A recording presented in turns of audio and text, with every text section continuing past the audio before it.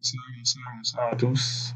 Bienvenue dans cette série de vidéos consacrée à la réalisation de cas de localisation de zones d'études. Alors, c'est la première vidéo d'une série de 8 vidéos censées vous montrer les étapes à parcourir en fonction du type de carte à réaliser pour localiser votre zone d'études. Par exemple, que ce soit la sous-préfecture, le département, la ville, la région, ainsi de suite. Donc, le processus le plus simple, le plus rapide, le plus logique possible pour pouvoir réaliser votre carte de zone d'études pour vos travaux de mémoire, de recherche, pour vos comptes rendus, pour tous travaux scientifiques. Donc ici, on a le logiciel qui est là. J'ai déjà ma base de données qui est là, mon explorateur qui est ici, qui me permet d'avoir rapidement accès aux données. Dans le cas contraire, on peut procéder à l'appel aux couches via le menu couche, comme on le fait, couche, ajouter couche, ajouter couche, ajouter une couche vectorielle. Mais on va beaucoup plus travailler sur ce volet ici au niveau de l'explorateur pour aller encore plus vite. Donc ça fonctionne un peu comme l'ordinateur. Il suffit de sélectionner le disque et après on sélectionne le dossier dans lequel nous avons enregistré nos données. Alors, pour cette première vidéo, nous allons commencer d'abord par réaliser une carte pour une sous-préfecture. Alors, on va vous amener à montrer quelles sont les étapes, les techniques, la logique qu'il faut suivre, expliquer le comment qui tourne autour de la réalisation des cartes de zone d'études. Pour cette première vidéo, il s'agira de présenter la carte de zone d'études de la sous-préfecture, on va prendre la sous-préfecture de Issia. On va prendre la sous-préfecture de Issia en Côte d'Ivoire. Donc pour cela, qu'est-ce qu'il faut? D'abord, c'est quoi d'abord une sous-préfecture? En cartographie, il faut comprendre d'abord théoriquement avant de se lancer dans la réalisation.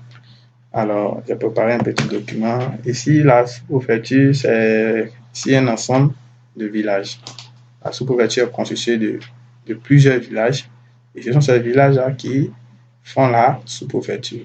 Et à l'intérieur de la sous-préfecture, on a le chef de sous-préfecture qui est un peu le pôle, sinon qui dirige les villages qui sont au sein de la circonscription administrative.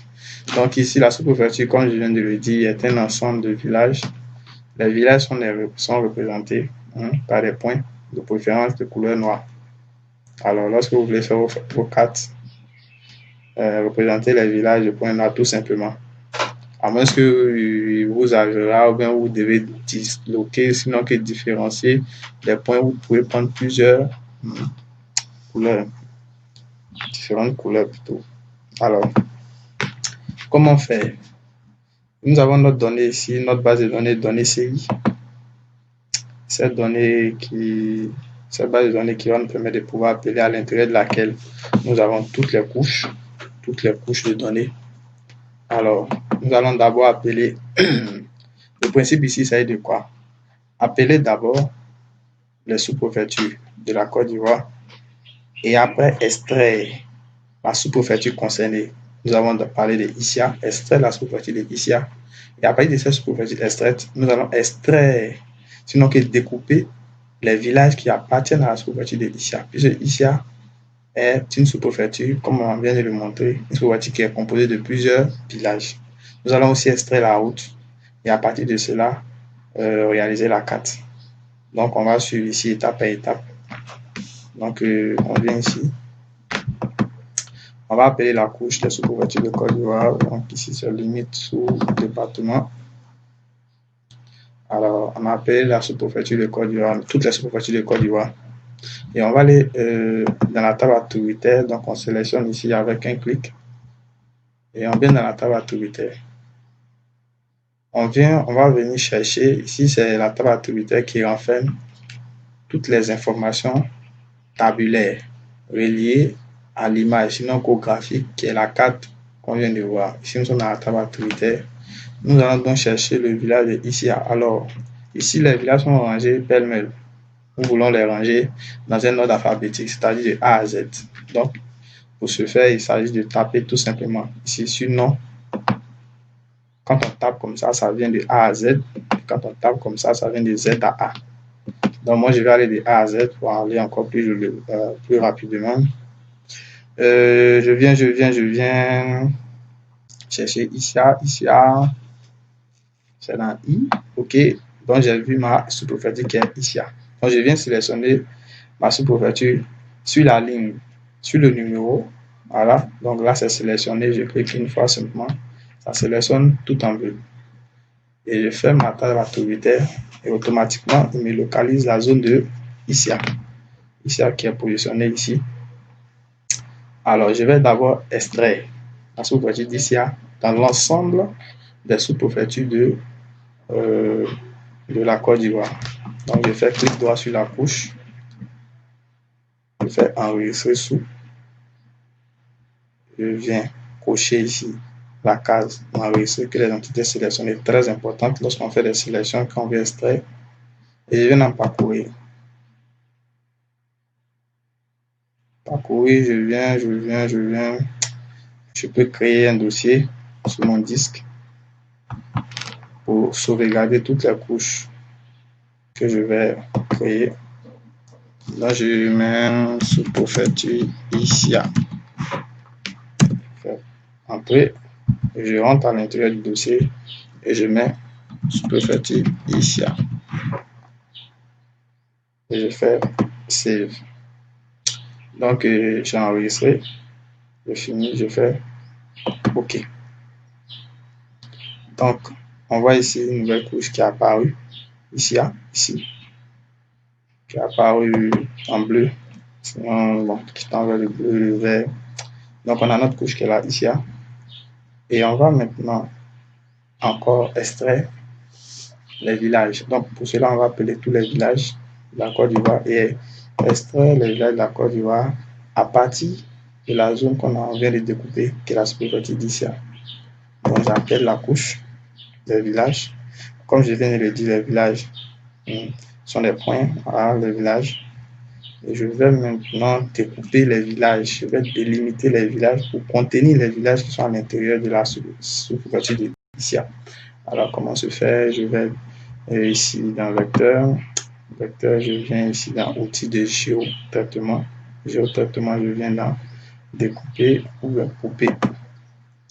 D'abord, ici, je sélectionne la couche des villages, puisque c'est la couche que je vais découper. Et ici, je sélectionne la couche de sous-préfecture, puisque je vais découper les villages avec la couche de sous-préfecture.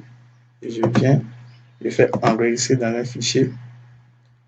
Je cherche le dossier que je viens de créer, qui s'appelait sous-préfecture de ICA. Sous-préfecture de ICA. OK, je viens ici et je mets par exemple village ICA sous-préfecture. Et je fais enregistrer. Et je fais run.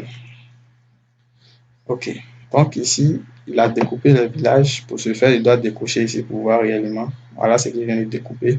Donc, on voit qu'il a bien circonscrit les villages qui appartiennent à la sous-préfecture de ICA. Donc, je vais encore appeler les routes. Ici, les routes, il y a deux couches de routes. Mais je vais appeler celle-là d'abord pour voir. CV voirie, TypeScript, Polyline. Et je vais faire la même chose aussi pour découper les routes à l'intérieur. Donc, qu'est-ce que je fais? Je viens dans vecteur. Vecteur, outil de géotraitement. Je viens ici couper. Alors, pour couper, je viens là. Je choisis ici route d'abord, puis c'est route que je vais découper. Je viens, je fais sous-préfecture ici, découper. Je viens, je fais enregistrer dans un modèle. Je viens ici, toujours le même dossier. Je fais route ici. Je fais enregistrer. Le principe, c'est de découper toutes les informations qui sont circonscrites dans la sous-préfecture d'ici. Et là, j'ai ma couche de voirie ici, bien découpée. Donc, je peux me débarrasser de ça, de la voirie générale. Et je peux aussi me débarrasser de ça, du total des villages. Ok. Maintenant, je dois présenter la carte, je dois appeler les noms. Pour ce faire, je vais ici d'abord rendre les couches en blanc, transparent, puisque en cartographie, les couleurs sont évocatrices. Je viens ici, je fais remplissage simple. Je les rends transparents, pas de remplissage. Ok. Je viens ici encore, je les rends blanc. C'est mon modèle, hein. Vous pouvez aussi, bon, ça va dépendre de comment, mais moi, c'est comme ça que j'ai appris. Voilà. Quand c'est jaune, c'est-à-dire que c'est sélectionné. Pour désélectionner une entité, on vient ici et on désélectionne. Ok, j'ai ma zone d'étude ici et j'ai mes villages et mes routes. Ok, ça marche. Donc, je vais maintenant passer à appeler, à mettre les noms des différentes sous-préfectures voisines. Je clique 2 fois sur la couche totale de sous-préfecture. Je viens dans étiquette. Ici, c'est ici qu'on vient afficher les noms des entités. Étiquette, je viens ici, je fais monter les étiquettes pour cette couche. Je viens ici, je fais nom. Soit je fais nom, soit je fais sous-préfecture. Parce que c'est à l'intérieur de ces deux colonnes-là que sont présentes les noms des différentes entités que je vais faire afficher. Donc, je viens dans test, je choisis time, je vais prendre time, je prends time, je finis, je fais, bon, je mets à 15 pour voir. Je peux mettre du tampon pour surbriller un peu l'écriture. Je fais OK. OK. Donc, ils sont dans les noms qui apparaissent. Et je vais maintenant appeler aussi le nom des villages qui est là. Je fais découper. Je viens dans découper. Je fais ici étiquette encore, pas d'étiquette, montrer les étiquettes. C'est pareil. Seulement ici, je dois aller dans locality name. C'est là que se trouvent les noms des villages. Alors test, je viens ici test, je fais 12, 13. Bon, je ne vais pas faire la même taille que la sous-préfecture. Je vais m'arrêter à 12. Tampon, je fais OK. Et je fais OK. Donc ici, on vient d'appeler les noms des villages. Et on vient aussi d'appeler les sous-préfectures voisines. On va juste faire la catégorisation de la route. Et on va passer dans la prochaine vidéo à l'habillage. Mais s'il vous plaît, il serait très intéressant de pouvoir bien contraster, c'est-à-dire les éléments, il faut bien harmoniser. Il ne faudrait pas trop de couleurs, il ne faudrait pas venir mettre du rouge, du jaune, faire des couleurs. Non, c'est pas ça. Il faut un truc simple, lisible, concis, précis. Il ne faudrait pas trop faire de la fantaisie. On ne vous demande pas ça. On vous demande pas ça. À moins que peut-être une structure vous demande de faire ci, de faire ça, mais pour ici, je ne pense pas que ce soit nécessaire. Alors, je viens ici, maintenant catégoriser la voirie. Donc, pour cela, je viens dans style, je viens dans catégoriser, parce que je fais une classification. Je choisis la colonne qui contient les catégories ici, c'est revêtement. Revêtement, je fais classer et il me fait sortir une classe anonyme. Je fais ça et je vois 0 et je vois 1. Ce sont deux types de routes qui sont là. Alors, 0, ça doit être les routes, les pistes, les routes secondaires. Mais 1, ça doit être la route primaire. Alors, je dois catégoriser, je dois aussi différencier la taille. Pour cela, je fais ici. Je fais là. J'augmente un peu l'épaisseur. Je peux la mettre. Je vais mettre 1,4. Maintenant, pour les varies qui sont pas pour moi les pistes, c'est-à-dire les petits doigts, je peux les mettre toujours dans la même couleur, une différence de ton. Mais avec une largeur basse. Voilà. Et je fais OK. Voilà. Donc ici, j'ai la voirie primaire, les grandes voies, les axes principaux. Et j'ai ici les autres voiries qui permettent de relier les villages entre eux. Donc, sur ce, je vous remercie. Et on se retrouve à la prochaine vidéo pour montrer comment passer à l'habillage de la carte et pouvoir réaliser notre cartographie de localisation. Donc, sur ce, nous vous disons à très bientôt et on s'attrape pour la suite de cette vidéo où on va passer à l'habillage de la carte.